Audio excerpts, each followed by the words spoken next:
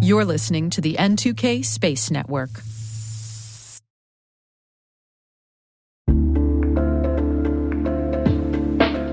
And now, a word from our sponsor, SpyCloud, the cybercrime analytics leader.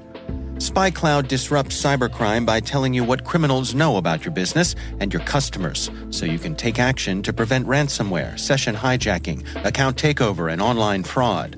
SpyCloud constantly recaptures and analyzes new data from the criminal underground, including credentials, session cookies, and PII siphoned from malware-infected devices. With knowledge of the specific exposed data criminals have in hand from InfoStealer malware on managed and unmanaged devices, security teams can respond with a more efficient and effective process called post-infection remediation that fits seamlessly into existing incident response frameworks. Get SpyCloud's post-infection remediation guide outlining the 7 steps for preventing a malware infection from becoming a full-blown ransomware incident. Visit spycloud.com/cyberwire. That's spycloud.com/cyberwire. And we thank SpyCloud for sponsoring our show.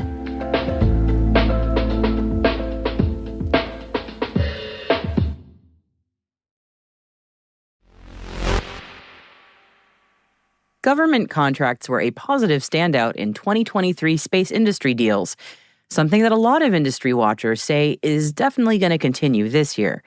And true enough, news of a big U.S. government contract landed late yesterday, worth a combined $2.5 billion from the Space Development Agency. And thanks to that deal, we now have a new prime contractor on the scene. Everybody, welcome Sierra to the primes.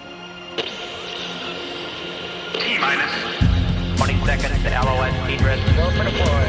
Roger roll. Today is January 17th, 2024. I'm Maria Varmazes, and this is T-minus.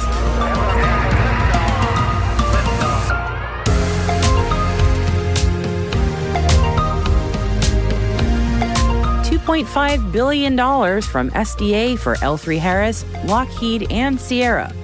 Space Force gets a bit more flexible. The House Committee on Science, Space, and Technology takes a closer look at Artemis. And for some fresh perspective on workforce and development, we're talking to a student with ambitions for the space industry about what he's experiencing. Our guest today is geology and astronomy student Tyler Glimpf. And I spoke to Tyler about how we can support students in transitioning from academia to the workforce. Stay with us for that chat.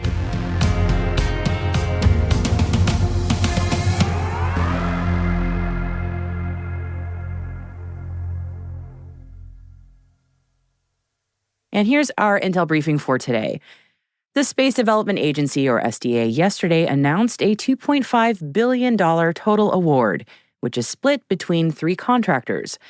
The firm fixed-priced OTA agreements are with L3Harris, Lockheed Martin, and Sierra Space to build 54 satellites in all for SDA's Tranche 2 tracking layer constellation, with expected launches no later than April 2027. Each contractor will be responsible for building 18 satellites, and the contract will also include ground segment buildouts as well. The appearance of primes like L3Harris and Lockheed are probably zero surprise, but the addition of Sierra Space is noteworthy. This is their first contract with the SDA, and they now join Rocket Lab as only the second previously VC-backed space company to get an SDA contract. Rusty Thomas, Chief Technology Officer and Senior Vice President, General Manager of Space Applications at Sierra Space, said, "Past winners of prior tranches for the tracking layer mission have been traditional big primes. This award puts Sierra Space on the short list of companies that can deliver as a prime in missions critical to the warfighter." And SDA Director Derek Tournier said this, "We're pleased to welcome Sierra Space, a new entrant as a prime vendor on Team SDA, as we continue working with L3Harris and Lockheed Martin on Tranche 2. The marketplace is responding to the demand signals for our spiral development model. The agile response across the space industry is critically important as we deliver to the warfighter this no-fail mission capability of missile warning, missile tracking, and missile defense." The U.S. Space Force will become the nation's first military service that allows troops to switch between full-time and part-time work without formally transferring to a reserve component or the National Guard. The move is part of the Space Force's broader vision to adapt military service to the needs of modern Americans. The new policy is part of the 2024 National Defense Authorization Act, signed into law by President Joe Biden. The hope is that by eliminating the traditional component structure, which separates troops serving on active duty from those in reserve or guard units, this offers more flexibility for those looking to serve their country and ultimately keep them in uniform longer. The U.S. federal government held a Space and Aeronautics Subcommittee hearing on returning to the moon and keeping NASA on track. The committee heard from the Associate Administrator for NASA's Exploration System Development Mission Directorate, the Director of Contracting and National Security Acquisitions for the Government Accountability Office, NASA's Acting Inspector General, and Dr. Griffin, who is an aerospace engineer and served as the Undersecretary of Defense for Research and Engineering from 2018 to 2020. And Dr. Griffin says he believes that NASA should modify the strategies, tactics, acquisition approach, and programmatic structure of human lunar return as it is presently planned. He says the Artemis program should not be, quote, kept on track. It should be fixed and then prosecuted with all deliberate speed. Other witnesses, however, stood firm on the NASA approach to Artemis. NASA's Acting Inspector General George Scott answered questions from California Representative Darrell Issa about costs and delays to the Artemis program. Is there any reason that these contracts, particularly to go to the moon and circle it, weren't done on a tell us what it'll cost half a century after you already did it? Thank you, Mr. Issa. As we've previously reported, NASA's been challenged to establish credible costs and schedule estimates. While certainly appropriate. And they haven't met that challenge. Is that more or less correct? To date, in the way that we would say is most transparent, that is correct. I think while it's certainly appropriate to have commercial partners involved in the launch activities, a key challenge that we continue to remind the agency is important to hold them accountable for delivering the promised goods and services at the promised price. We've previously reported that at times, even though contractors were behind schedule and over costs, NASA was still paying them overly generous performance awards.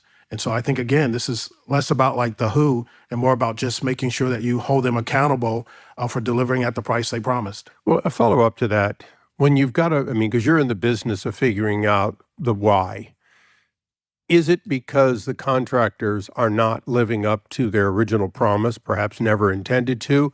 Or is portion of the blame the shifting sands of NASA starting a project and then endlessly changing it, even when it's to return to do what you did half a century ago? Our work has identified various factors contributing to some of these challenges. One is workforce challenges. It's harder, while you can set a requirement, if you don't have the workforce available at the time to actually execute it, that's challenging. Well, also, NASA's changing requirements. Workforce is a great question. If I'm any of these contractors, either the historic incumbents or the newer combinations, isn't that in the bid? There's always optimism that you'll be able to get the workforce to complete the work. Right? Some of these contractors are actually competing for the same workers, for example. And again, whether it's workforce issues, whether it's changing requirements on NASA's part, all of those add into these eventual cost overruns that NASA experiences on some of these contracts. Again, this is about accountability for holding the vendors responsible for what they're promising. Okay, well, I'm going to go back again. When you look at the current cost overruns and time delays, can you pull your slide rule out and figure out why? Or do we have to rely on computers now that cost more and take longer? Sorry, but I can't resist the fact that we truly did go to the moon with slide rules, and we now seem to take longer with more indecision when we're simply retracing the steps. Perhaps it's because we're not measuring with a slide rule. Our work previously talked about some of the challenges NASA faced with project management. Part of it was over-optimism, right? NASA can get things done. Sometimes that confidence in getting things done so overrules what you know it's going to take to actually get it done. Part of it is, and Kathy spoke to this earlier, the unstable funding stream, right? It's hard to plan in the long term if you're not sure about your funding stream in the near term. And finally, sort of making sure you continue to grow the workforce within NASA and within the industry to continue to support the work you're doing. So there are a number of challenges to NASA being able to get these projects done on time and at the promised amount. NASA has announced that Dr. Kurt Spuds Vogel will serve as the new Associate Administrator of the Space Technology Mission Directorate at the agency's headquarters in Washington. Vogel succeeds James Reuter, who retired from the agency in June 2023. Dr. Prasanth Desai has served as the Acting Associate Administrator since, and now will return to his previous role as Deputy Associate Administrator for STMD.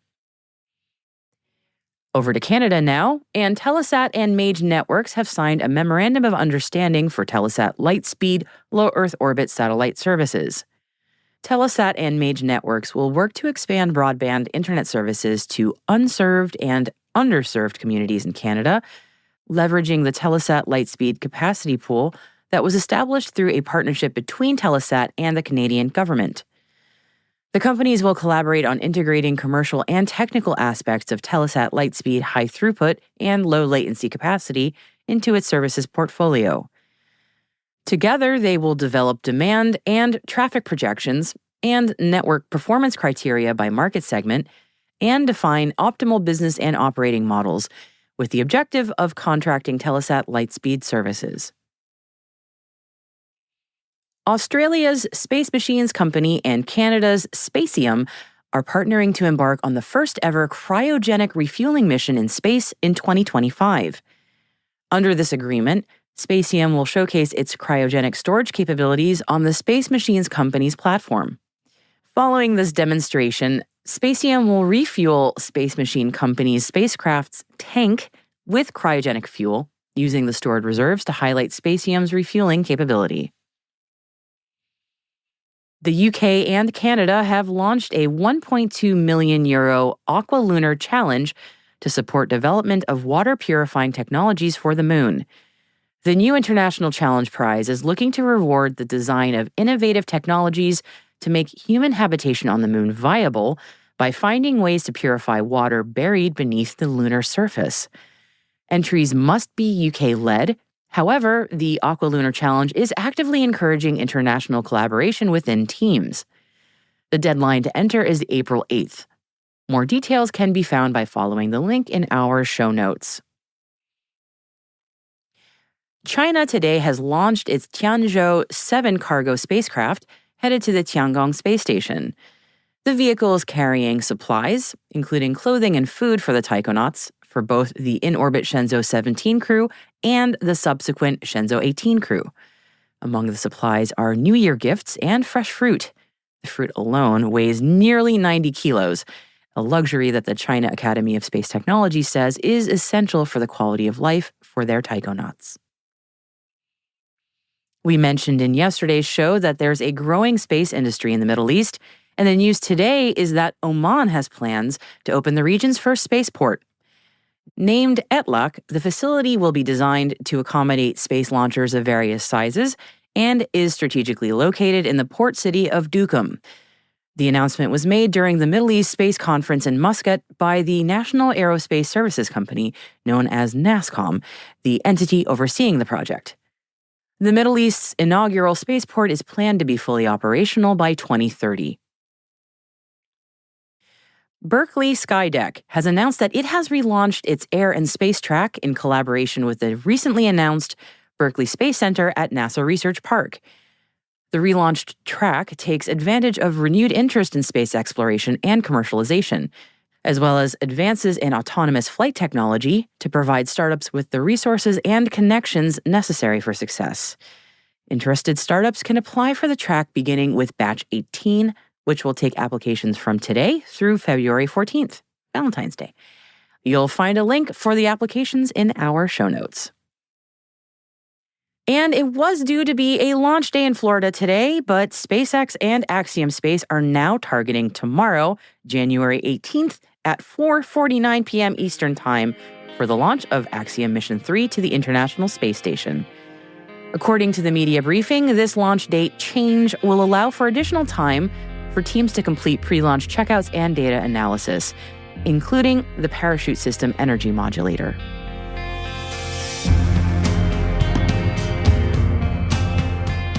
That concludes our briefing for today.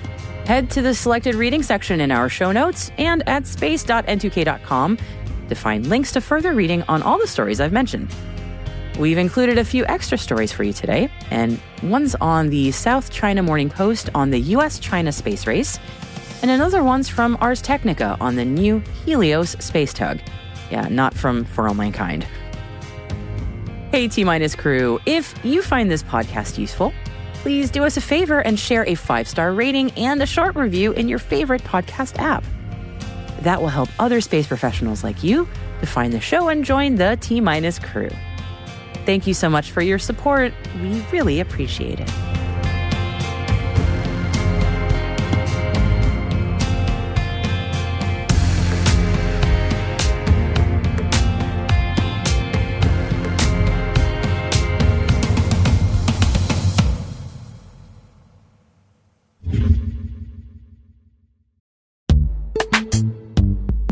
This episode is brought to you by Palo Alto Networks, the leader in cybersecurity. As AI-driven attacks increase, organizations can't afford to have network security that's stuck in the past. Discover how Palo Alto Networks can help you predict what's coming and proactively secure against it with a zero-trust, AI-powered network security platform built to secure whatever, whenever, wherever. To learn more, visit paloaltonetworks.com/network security platform.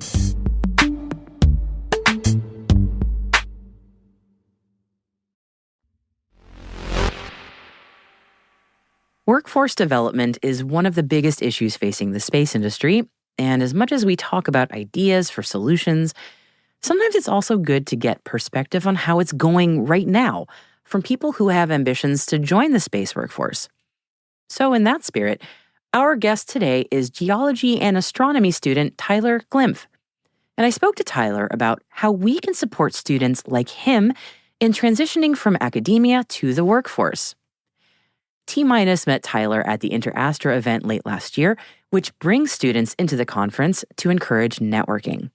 So I started by asking Tyler about that experience. Yeah, so this is my second time attending the event.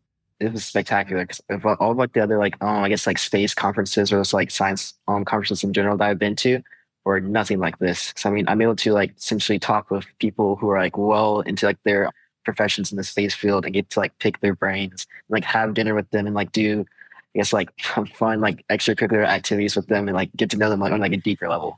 Yeah. What's of interest to you? I mean, the world is your oyster right now. You're a student. Everything's, I mean, it must be almost overwhelming to sort of narrow it down into what you want to do. It's like, what are you interested in right now? Yeah, it's a really hard question. So, I mean, when I first came to college, I was like strictly all about astrobiology. I thought that was like the coolest thing ever since like sliced bread. But like as like I started taking more classes in like my other majors, like I think I took a geology class and I was like, whoa, like planetary science, like that kind of stuff sounds awesome too. But then after attending the InterAstra conference, I got to like meet some space lawyers and people doing like aerospace medicine research. And I was like, wow, there's so much going on that I can't really like choose right now. So like between like all those like areas, I'm trying to like find a way to essentially like wrap them all together as like a maybe like a company one day in the future. But let's see what time goes or how time goes. I'm with you. I'm coming at this later in my career, and I'm looking at it, and it's the same thing. Like, I didn't know half of these fields even existed. I think our space lawyer friends are going to be really thrilled to hear that you like what they're doing, too, because there is a mighty need, as they say. You are studying a whole bunch of sciences at once right now, and how things sort of converge is a really fascinating thing. I hate asking this question of students, but I have to.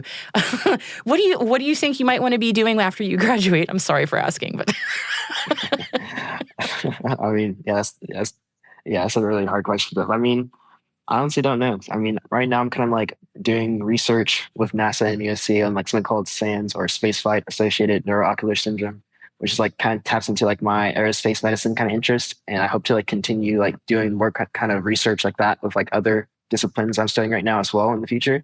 But I mean, working for NASA or working for SpaceX or some like space company or like some probably more of a startup space company, so I can like learn the ropes of that and then hopefully one day like create a startup of my own.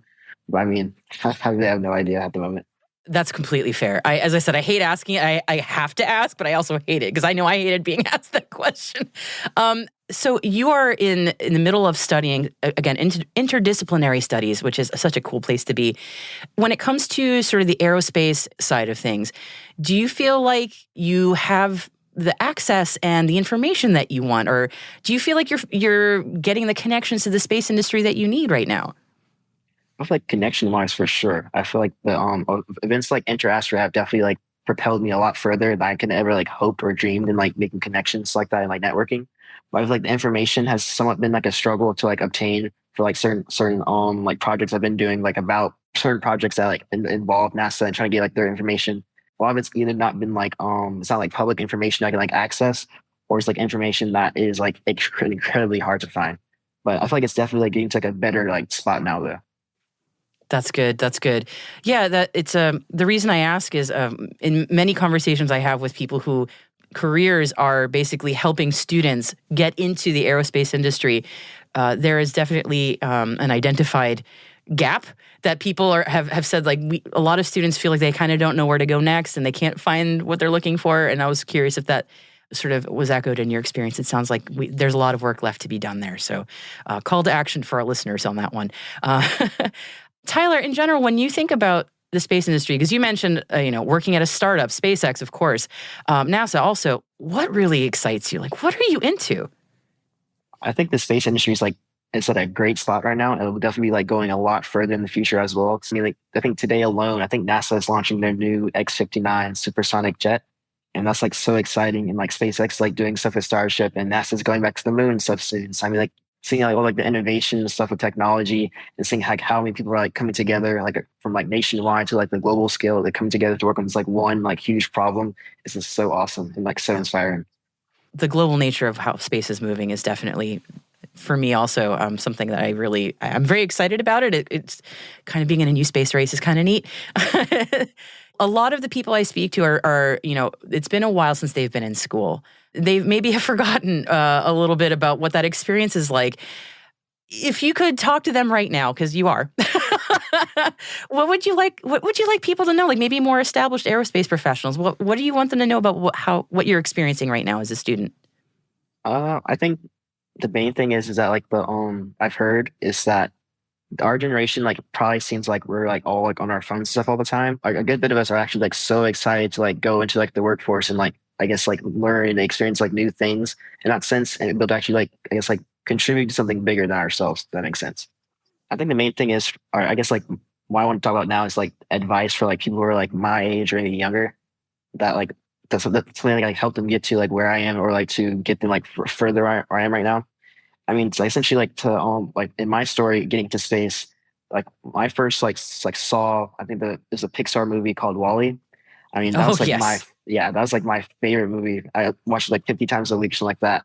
I mean, like that like truly got me like hooked on space. And then after that, I did like a deep dive on the internet and like started like to get as much information as I could to learn more.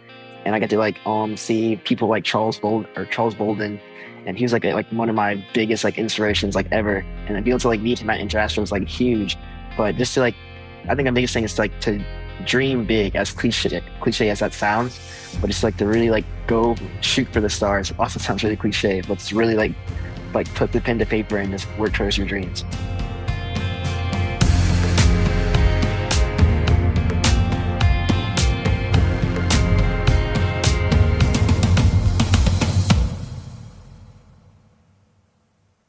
We'll be right back.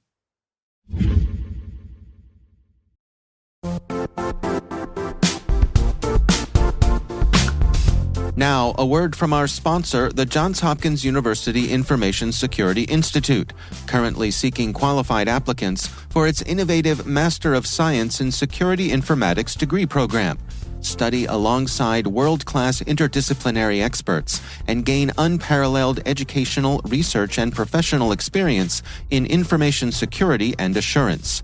Interested U.S. citizens should consider the National Science Foundation's CyberCorps Scholarship for Service program, which covers tuition and a $6,000 annual professional development allowance, as well as providing a $37,000 additional annual stipend.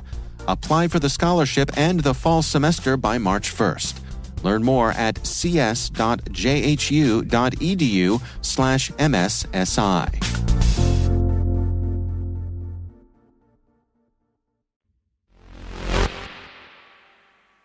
Welcome back. And I'm going to have to enunciate this story very, very carefully.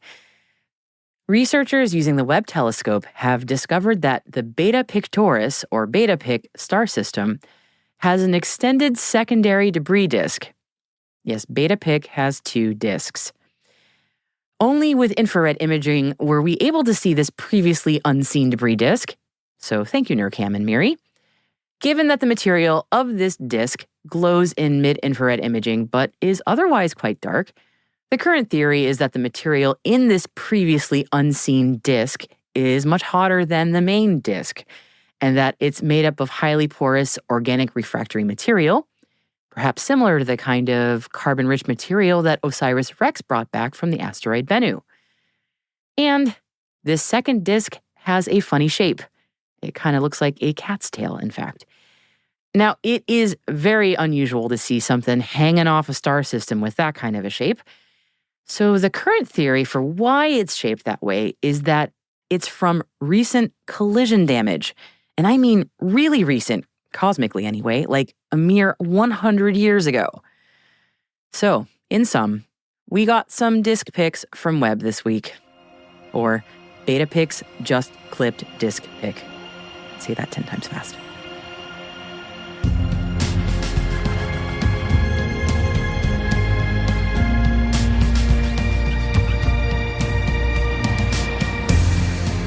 That's it for T-Minus for January 17th, 2024. For additional resources from today's report, check out our show notes at space.n2k.com. We'd love to know what you think of this podcast. You can email us at space@n2k.com or submit the survey in our show notes. It's always there.